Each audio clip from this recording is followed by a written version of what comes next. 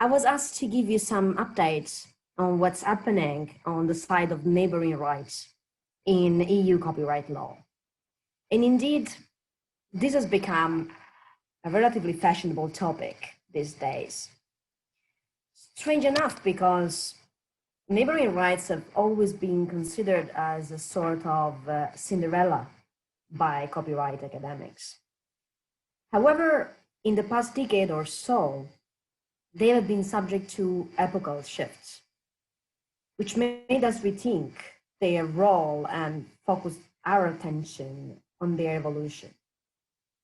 We had a pervasive harmonization in the field, which had partially closed the gap between the Anglo-Saxon everything is copyright tradition and the continental distinction between authors' rights and neighboring rights. We got sui generis rights, then we got ancillary copyright, and we also got a plethora of interventions from the Court of Justice, which pushed the harmonization process with very interesting remarks. I will try to offer you details on the most recent and interesting novelties in the field. However, to better understand their roots and their implications, I will start with some very quick snapshots from the international and EU origins of neighboring rights.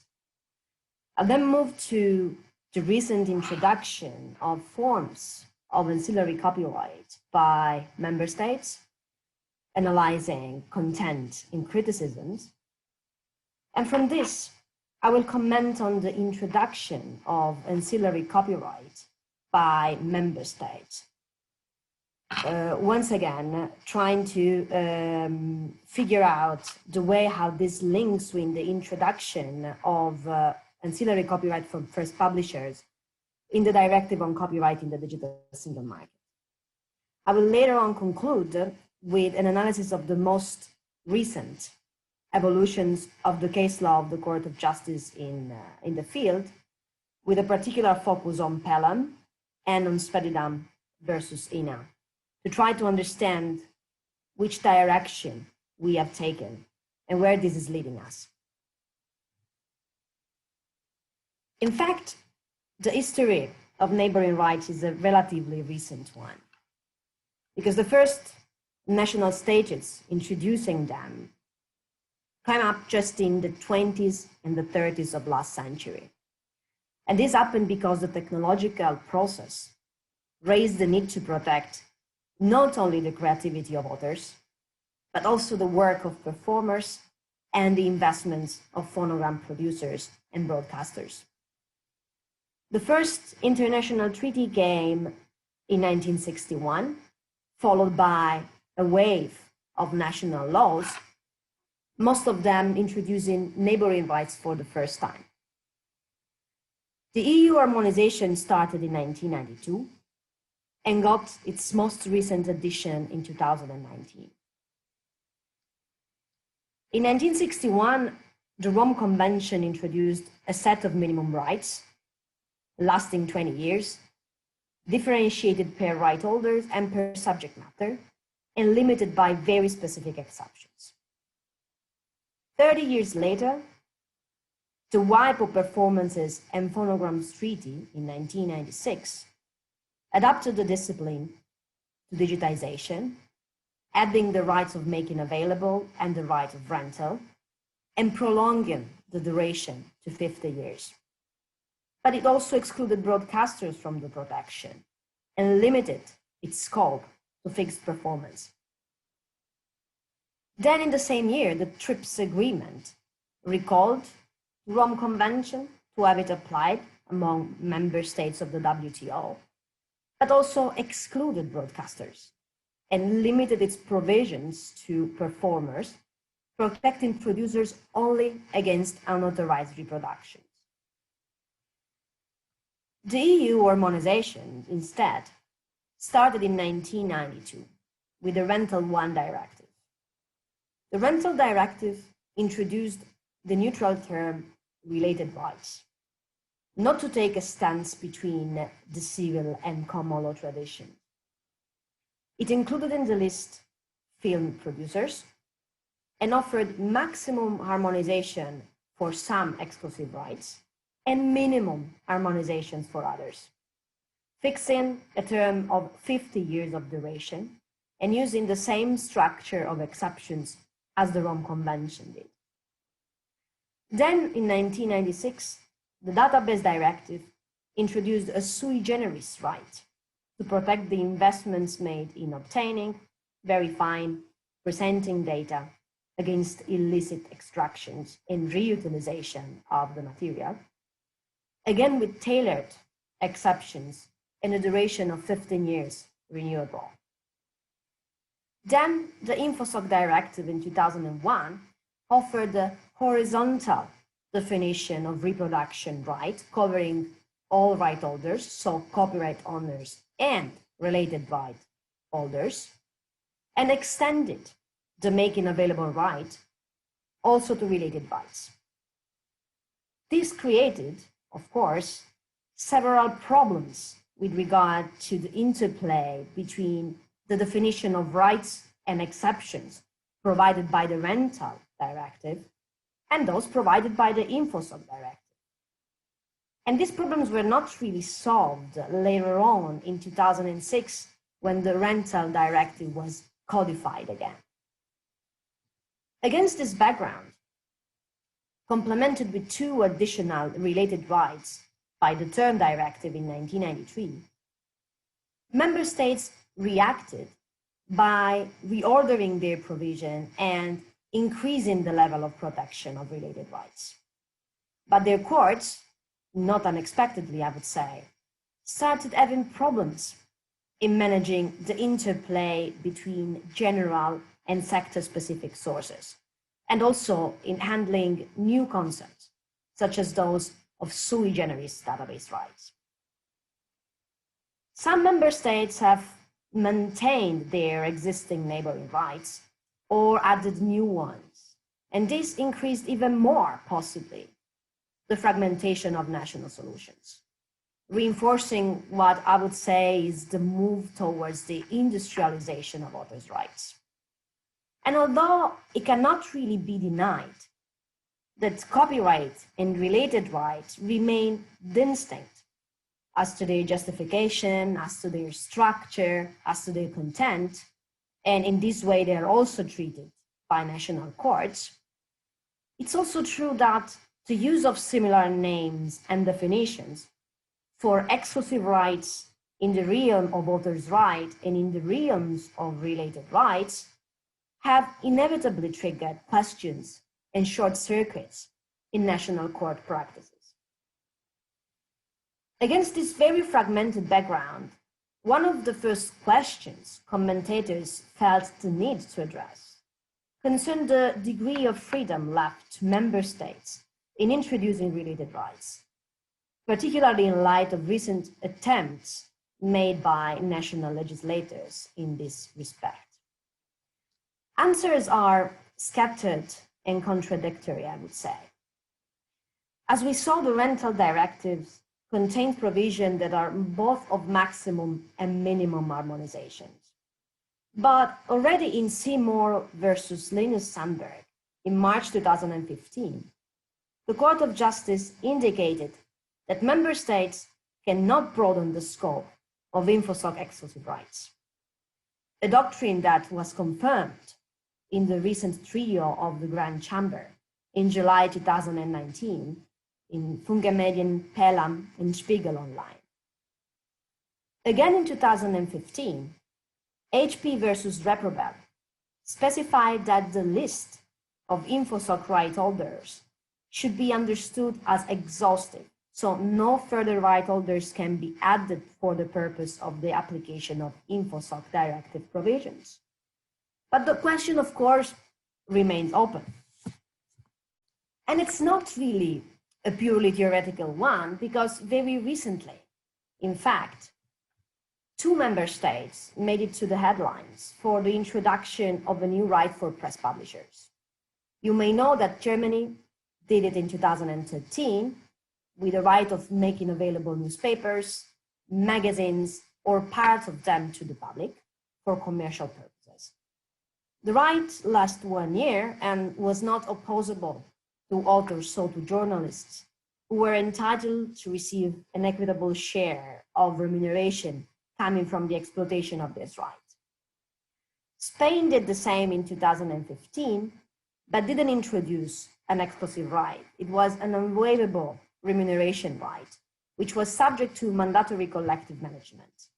But it was broader than the German counterpart because it covered also blogs and RSS.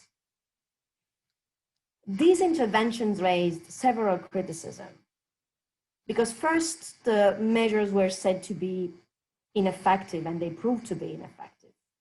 In Germany, Google moved to the opt-in access for Google News for newspapers, and this caused a radical drop in traffic on newspaper websites, which convinced publishers to negotiate royalty-free licenses afterwards.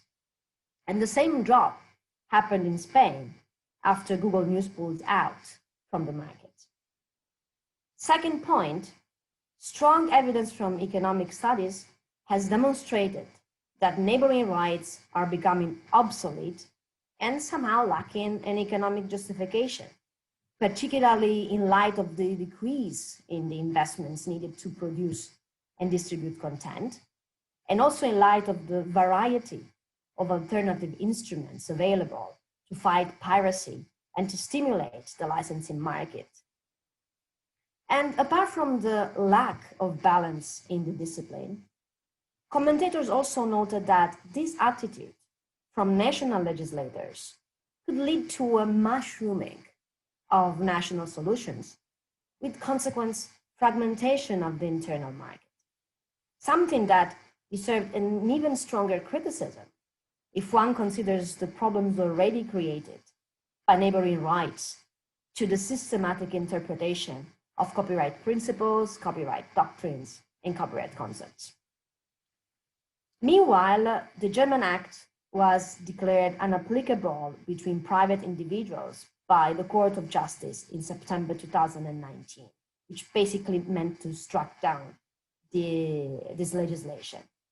In VG Media versus Google, the court classified the provision, which prohibited only search engines from making press products available to the public, as a rule on services, which aims at regulating information society services in a targeted manner. Rules on services are one of the 4 categories of technical regulations mentioned by Article 8 of the Service Directive as being subject to a duty of notification to the European Commission before they are enacted. Germany did not comply with this requirement, and this caused the non-applicability on private individuals of their press publisher law. The road from this act to the introduction of ancillary copyright for press publishers in the CDSM directive was quite short. The idea emerged for the first time in the communication towards a more modern and more European copyright framework in 2015. The communication mentioned national laws introducing press publisher rights as a cause of fragmentation in the digital single market. And it also concluded that EU copyright law did not manage to attribute correctly the value generated online by the press publishing industry. Then a year later, in the communication that introduced the proposal for a CDSM directive, the press publisher right was introduced as a measure necessary to increase legal certainty and to give publishers a stronger bargaining power against ISP. The measure was a related right, justified by the need to protect the publisher's investment in the market and the contribution they make in creating quality journalistic content. This conclusion was supported by the results of a public consultation on the role of publishers in the copyright value chain, which was run by the Commission in the first half of 2016. The synopsis of the responses gives quite an accurate picture, I would say, of the variety of positions which animated the legislative debate. The majority of press publishers, for example, requested the enactment of a neighboring right. Only a minority, interestingly from Spain, criticized the Spanish and the German solutions because of their negative impact on the traffic on newspapers' websites. Then book publishers, scientific publishers, music publishers only wanted to see the reprobate decision overturned and nothing else, while journalists and authors were afraid that their rights and their bargaining power and revenues would be negatively impacted by the introduction of stronger publishers' rights. End users complained that the new neighboring right could decrease access to content and could increase prices, while institutional users, like libraries, complained on what they believe being a risk of over-restriction of open access. And of course, ISPs were against. They argued that there was no evidence of market failure to justify legislative intervention, and that the new right would have actually raised instead the transaction cost and create high barriers to entry for newcomers, increasing also legal uncertainty for all the market players. Despite all these criticisms, the press publisher right was included in this CDSM directive, finally approved in 2019, March. The final version of Article 15 comprises 5 quite articulated paragraphs. Paragraph 1 requires member states to provide press publishers with the InfoSoc rights of reproduction and of making available to the public on the online use of their press publication by information society service providers. And it excludes from the scope of the right, 1, private non-commercial uses by individual users, 2, hyperlinking, and 3, use of individual words or very short extracts.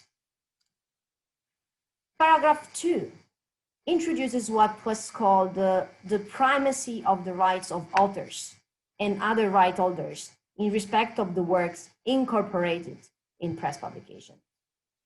This paragraph states that the rights provided under paragraph 1 cannot be invoked against them, nor can they be deprived of their exploitation rights. And the same applies also to works incorporated in the press publication upon non-exclusive licenses or in works in the public domain. Paragraph 3 requires the adaptation to the press publisher right of the exceptions provided by Article 5 of the InfoSoc Directive and by the Orphan Works and Marrakesh Directives. And it also requires the application of the InfoSoc provisions on technological measures of protections and Article 8 on sanctions and remedies. Paragraph 4 fixed a term of protection of 2 years from the 1st of January of the year following the date on which the press publication is published. And in line with the care towards authors showed by the CDSM directive, paragraph 5 concludes by saying that authors of works incorporated in a press publication should receive an appropriate, unquote, share of the revenues collected by publishers from the service providers. Additional aspects are clarified in the preamble of the directive. For example, recital 55 states that the goals of the new rights are to recognize and encourage the organizational and financial contribution of press publishers and to ensure the sustainability of the press industry as a tool to foster the availability of reliable information in the market. Recital 56 clarifies that only journalistic publications are covered, while Recital 59 gives preference to national provisions on work for hire against the rules on revenue sharing set by paragraph 5. Up to date, only a few states have implemented the CDSM directive with less than a year from the implementation deadline in June 2021. Several states are in the consultation phase, while some of them either already reached or directly jumped to the approval process. France was the only one adopting quite a different approach because they basically split the implementation of the directive in different phases. In this way, they could already transpose Article 15 in October 2019, and they followed quite closely the European text. Immediately afterwards, the French Competition Authority adopted interim measures against Google for its refusal to pay remuneration to publishers. This decision was upheld by the Paris Court of Appeal, which brought Google to agree with some publishers, not all, on specific licensing terms. Very recently, in August of this year, MEP Vondra submitted a question to the Commission related to the possibility for member states to establish mandatory collective management schemes for press publisher rights for the collection of remuneration from online platforms. And interestingly, the Commission answered a couple of days ago, on the 9th of November, to the negative. They said no, this would lead to the transformation of the press publisher right, which is an exclusive right, into a remuneration right, and that's not possible. It's very interesting because this statement is very close to the position taken, as we will see in the last part of this presentation, by the Court of Justice in the Spedidom case on performance rights. Now, to see the effects of this new provision, we will still need to wait a couple of years. But already now, I believe that we can highlight what seems to be the pros and the cons of Article 15, also in the opinion of the majority of academic commentators. As to the pros, for sure the press publisher right will give a boost to legal certainty, and this will offer clearer legal grounds for collective management schemes. But see what the Commission already specified a couple of days ago. This will also support the development of new business models by the press publishing industry. But this is more or less what we can say about the pros. The cons, unfortunately, seem to be much more. And why? Well, first of all, because it's not clear whether we are going towards a rule of maximum harmonization or not, as it happened for the InfoSoc exclusive rights. The provision looks to be, in fact, unconditional, but the answer is not straightforward. It's not really specified as for other provisions. Then the exceptions and limitations recalled by paragraph 3 remain optional, which of course risks to lead again to additional national fragmentation in the field. And the same can be said for the fact that they are still overreadable by contract. They are not mandatory. Then the scope of protection is still far too broad because we don't really have any threshold apart from the reference to private use and short excerpts. And this creates uncertainties as to the scope of protection of the right, which cannot but cause chilling effects on freedom of expression. We should also consider that from a pure market perspective, splitting the pie between more stakeholders makes, of course, the slices smaller. And then depending on the type of employment contract signed by journalists, publishers may enjoy double dipping. So they may get a remuneration from private copying if authors assigned or licensed to them their reproduction rights, but they can also get now a remuneration from the exploitation of their own related rights. Apart from that, we should not forget that the provision may have a number of negative effects on the general EU copyright law architecture. Article 15 introduces similar rights than those granted by the InfoSoc directive to authors, but without any threshold of originality. And this creates, of course, a clear risk of overprotection, which is not really tackled well enough by optional exceptions. And even if we want to believe that the overlap of rights will not create short circuits and will be efficiently solved by the market, we cannot really underestimate the challenges that national courts will face when they will be asked to adapt InfoSoc exclusive rights and exceptions from different sources to the related right of press publishers. These are all challenges that the Court of Justice had already to face when dealing with more traditional neighboring rights in the past. And this is something which we can clearly see also if we have a look at this most recent case law in the field, which represents the last part of my presentation for today. Now, if we just focus on the most recent cases, we can in fact witness a sort of what I call a remodeling of the relationship between copyright and neighboring rights, which can be structured for practicality into 4 waves plus an intermezzo.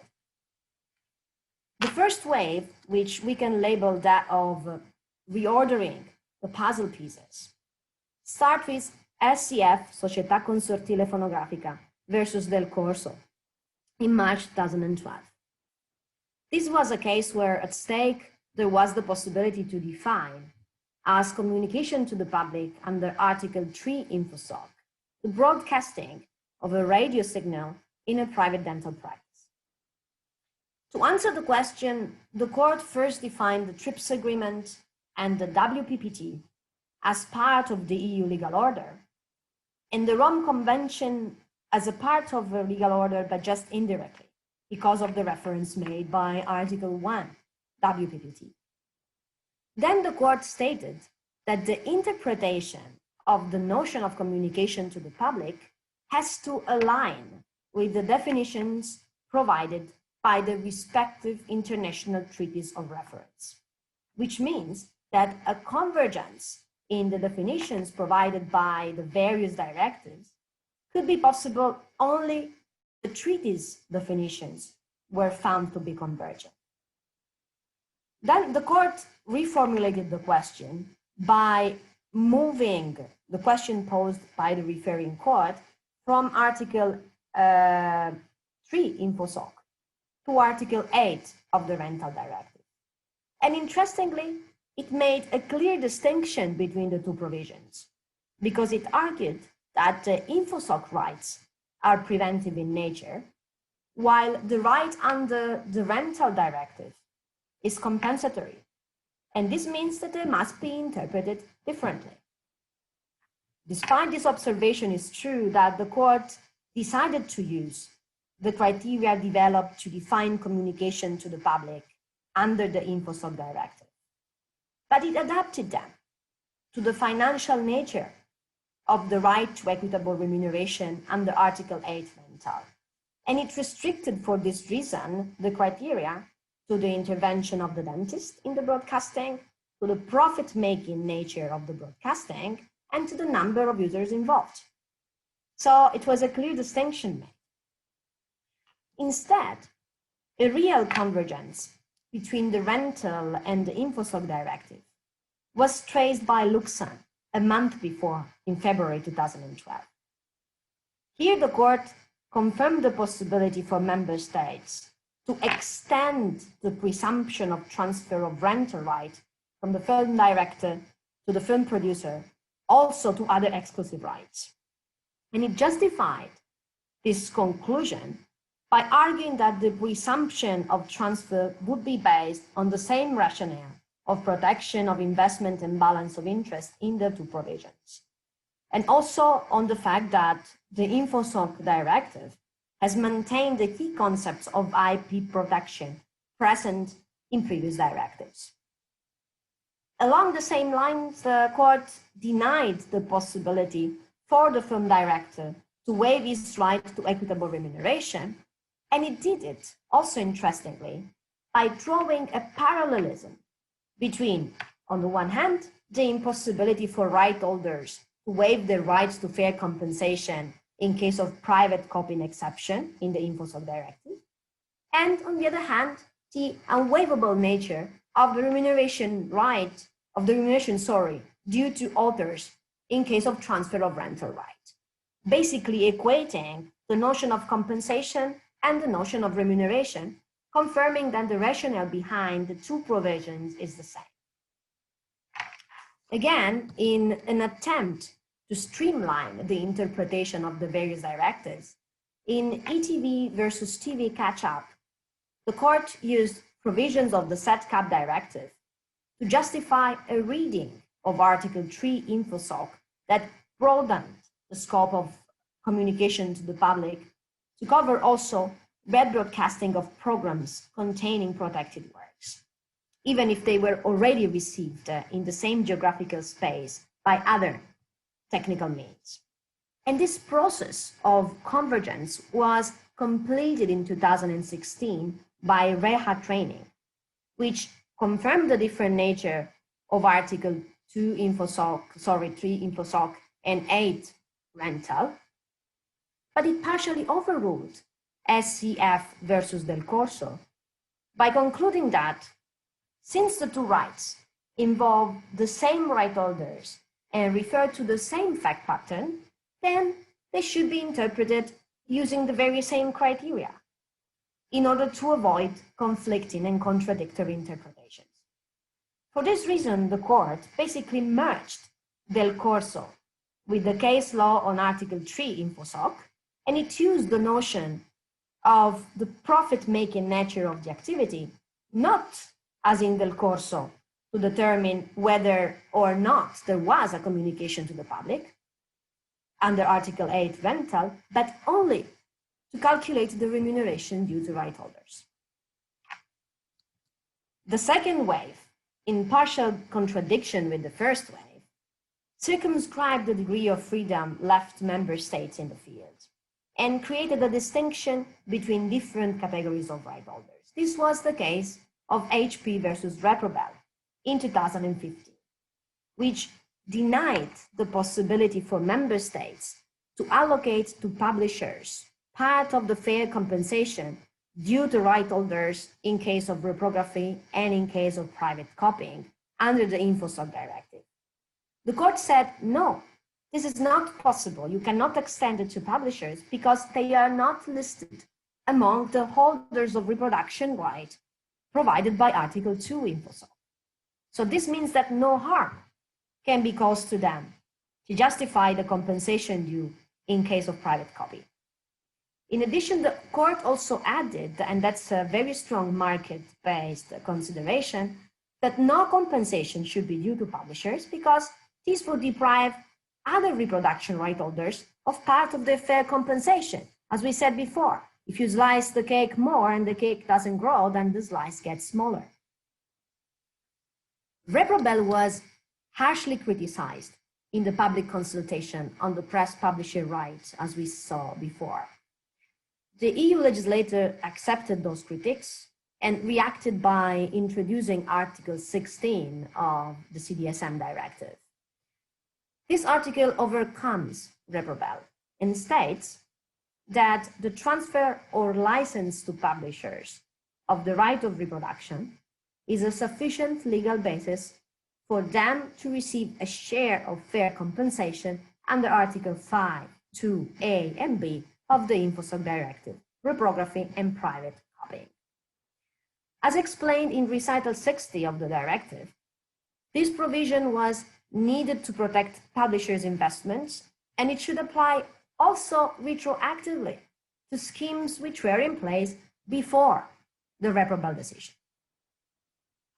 We reach in this way the third wave, which I labeled United in Diversity, because here the court distinguished the interpretation of apparently similar rights on the basis of their different teleological background, their different rationale, and of fundamental rights-based arguments.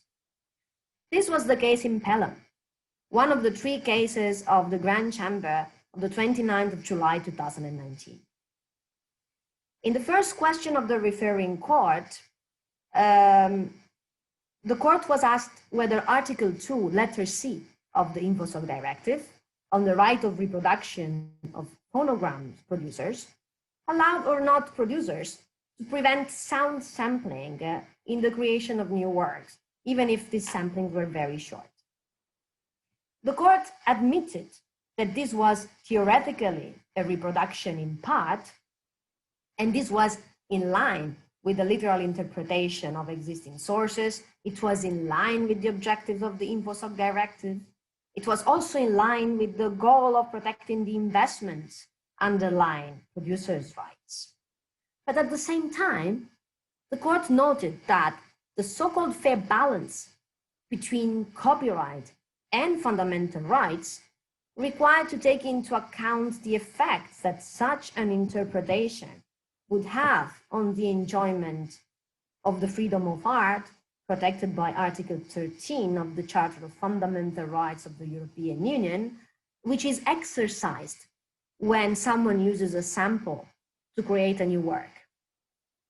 On this basis, the court concluded that Article 2, letter C, cannot cover samples which are not recognizable to the ear and which are used for a new creation, as this would be against the ordinary meaning of reproduction, against the fair balance, but even more importantly, it would not be needed for the producer to realize a satisfactory return on investment.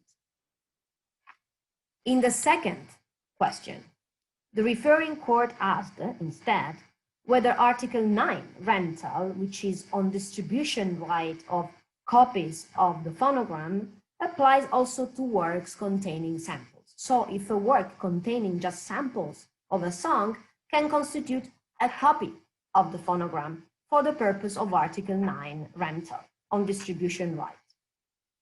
Here the court stated that also in this case, from an analysis of the goal of the provision, which is again the protection of the return on investments against piracy threats, the court argued that to reach this protection, it's enough to forbid the reproduction of all or of substantial part of sounds fixed in phonograms, which can enter into competition and replace lawful copies. But this is not, there is no need, to cover creations that include only limited samples. Despite this clarification, the court didn't address the definition of the threshold for protection in this case, which was instead at the core of the argument raised by Advocate General Spooner when he suggested, in his opinion, which was not followed afterwards by the court, that each fragment should be considered a copy because there is no requirement of originality, because a phonogram, unlike a work, is protected not by virtue of its creativeness, I'm reading the text of the opinion, but rather on account of the financial and organizational investments. The only threshold here, in fact, is that the sample is not recognizable to ears. And this would actually imply that Article 2, letter C doesn't cover modifications of the work, while the general right of reproduction under the InfoSoc directive covers also modifications. And this is clearly a distinction between the two rights, which is in line with the different rationale of copyright and related rights, because related rights protect investments. And that's the reason why protection should be limited only to reproductions that enter in direct competition with the original. That's why the filter is the one of being not recognizable to the ears of the listener, and not the criteria, the threshold, which is used instead for reproduction in part in the InfoPac decision on reproduction right, where the court instead said, by using the criteria, the threshold of originality, that to distinguish a partial reproduction from unprotected excerpts, then you should go to the minimum part of the work that still constitutes the author's own intellectual creation. That's quite different than what the court stated in Helen.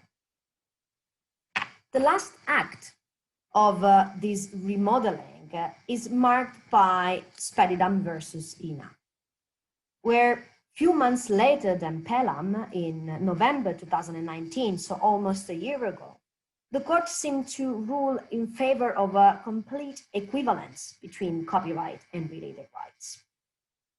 The story here is quite simple.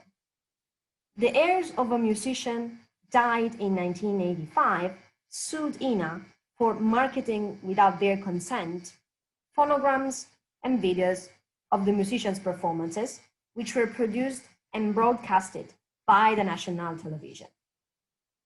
INA did it on the basis of Article 49 of the French law on freedom of communication, which derogated from the French intellectual property code and allowed INA to exercise the exploitation rights of performers, providing remuneration fixed in agreements between INA and performers or organizations of performers. In the first and in the second instance, the two French courts ruled in favor of the heirs, and they argued that the agreement only determined the remuneration due for new exploitations, but the first authorization from performers were still needed and was not gathered. Later, the French Supreme Court, the Cour de Cassation, denied the need to prove the initial authorization according to the letter of the law, but asked on this basis to the Court of Justice whether this legislative solution envisioned by the French legislator was compatible with Article 2, 3, and 5 of the Information Society Directive. Here, of course, the French Supreme Court was still somehow burned by the feelings of illegitimacy of the French law on out-of-commerce works decided in the Soulier and Doc case. And interestingly, in fact, the arguments raised by the court here are the same used in the Soulier and Doc case, but that was in the field of authors' exclusive rights, not in the field of neighboring rights. What are these arguments? Well, first, the court states that the exclusive rights of reproduction and making available should be given a broad scope, a broad interpretation to ensure legal certainty. The court also states that the protection, in the same way as the protection conferred by copyright, so equivalence, covers not only the enjoyment of the rights, but also their exercise. The court adds, again in line with Soulier and Doc, that both rights are preventive in nature, which means that any act of exploitation requires the prior consent of the right holder and or should be covered by an exception. Otherwise, you have infringement.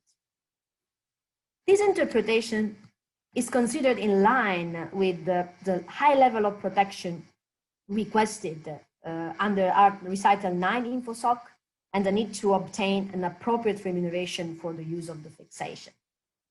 And again, like in Soulier, the consent is said to be also, or to be able also to be expressed implicitly, to the extent that the conditions of this implicit consent are clearly defined and do not fully frustrate the principle of prior consent. But this is very important.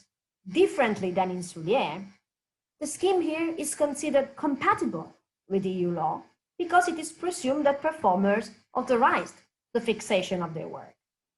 And the presumption is also considered okay because it might be rebutted at any time and intervenes on a requirement, the written authorization of performance, which is not part of EU law, but only part of the French code. And the court says that it's also okay, this presumption, because it enables a fair balance between conflicting fundamental rights. A fair balance is struck because while on the one hand, if INA cannot exploit fully its collections, a number of right holders will perceive less or no remuneration. On the other hand, the presumption does not affect performance right to obtain an appropriate remuneration. And this last one, probably, the most important sentence of the entire decision, because it puts in doubt the possibility to draw a full analogy with Suleiman. Why? Because here, in fact, emphasis is put on remuneration, and the safeguards requested for implied consent and rebuttal are subject to a very little scrutiny. In Soulier, instead, the importance of consent prevailed over remuneration, since the author's right to control the use of the work was more important than anything else, while here, remuneration prevails. And this is a point that differentiates, once again, traditional author's rights from industrial-related rights, even if here these rights are granted to performers who are the closest category of neighboring rights holders to others. There is someone who has the microphone switched on, so I hear some talking that creates an echo. Όχι, θα της το δώσω, θα της πω πώς αξίζει τον κόπο να γράψεις κάτι γι' αυτό. Που της έχω και θάρρος. Είναι πολύ ωραίο. Marina, Mrs. Markelou, I think we can hear you. Could you mute your micro, please? Okay, I think it's okay now. Sorry. Thank you, thank you. I don't know if you could follow the very last part, the very last consideration on the Spedidam versus Ina. Partly. Okay, because there was this ego, so probably it's better if I go back to that. Perhaps, yes, yes. So I just pointed out that even if the arguments used in the Spedidam case sounded very much to be the same as in the Soulier case, the outcome is different because the scheme, the presumption is considered legitimate and compatible with EU law. And this is done on the basis of arguments, which creates a distinction between authors' rights and neighboring rights. Why?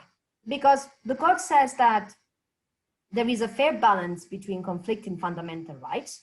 Fair balance is struck because, on the one hand, INA could not exploit fully its collection without the presumption. And this would mean that right holders would receive less or no remuneration if this happens. While on the other hand, the presumption does not affect performers' right to obtain an appropriate remuneration. And this, I was saying, it's probably the most important sentence of the entire decision, because it puts in doubt the possibility to draw a full analogy with Soulier and Dock, because in Soulier and Dock, the emphasis was put only on the consent, the prior consent of the right holder. And this was much more important than any interest in receiving remuneration. While here, the fact that performers may still receive remuneration seems to play a much more important role. And in any case, the scrutiny on the presumption system is much lighter than the one you see in Soulier and Dock, despite the arguments used are exactly the same, and the court itself cites Soulier and Dock in several paragraphs. So this differentiates, in my opinion, once again, the approach to traditional authors' rights from the approach to industrial-related rights. So now, really to conclude, because my time ran out fully, we are clearly in front of an evolution of legislation and case law that produced a number of unintended consequences, which at the same time constituted nothing else by the inevitable development of the EU harmonization in the field. The boundaries between EU and state competence remain unclear, and the recurrent use of related rights by the EU legislator triggers several risks of systemic consistency, contamination of the copyright model, distortions, overprotections, and so forth. As to the Court of Justice judge-made model of related rights, the different calls and rationale of copyright and related rights provisions have prevented, to a certain extent, the use of completely similar concepts, principles, and definitions. But the case law is everything but straightforward, as you could have seen, and it seems to oscillate back and forth, particularly in recent times. And while the principle of similar interpretation of similar notion and the principle of autonomous concepts, often used by the Court of Justice, are driving towards a convergence between definitions, the court is very careful and doesn't hesitate to make clear distinctions when needed, even just between the lines. So this is all what I wanted to tell you about neighboring rights and updates for today. And I'm, of course, now looking forward for your comments and questions if you have any. Thank you very much for your attention.